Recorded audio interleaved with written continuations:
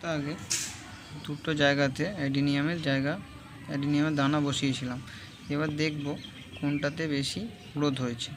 এইটা যেটা দেখছেন এর মধ্যে আমাদের 100% মাটি ছিল, আর এই অপর জায়গাটাতে ছিল 97% বালি আর 3% মাটি ছিল।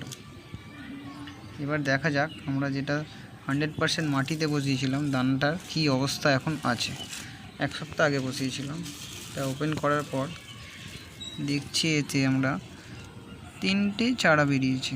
3টে চারা আমরা বসিয়েছিলাম 20 থেকে 30টা চারা, না আপাতত দেখতে পাচ্ছি 3টে চারা বেরিয়েছে। তাহলে এতে আমরা 100% মাটি দিয়েছিলাম, এবং অপরটি যেটাতে 97% বালি ছিল, 3% মাটি ছিল, এইটার অবস্থা এখন কি আছে তাহলে দেখা যাক অ্যাডিনিয়ামের কি অবস্থা হয়েছে।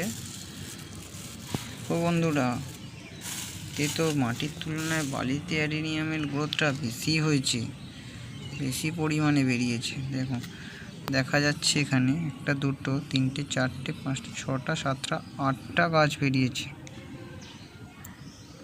তাহলে অ্যাডিনিয়াম গাছ আমরা মাটিতে যত বেশি গ্রোথ হয় তার থেকে বেশি বালিতে গ্রোথটা বেশি দেখা যাচ্ছে। তাহলে এবার এটাকে রেখে দেওয়া যাক, আবার ঢেকে আবার 1 সপ্তাহ পরে দেখব আমরা কি অবস্থায় আছে। এটা এভাবে ঢেকে দিলাম, এবার রেখে দেবো নির্দিষ্ট জায়গায়।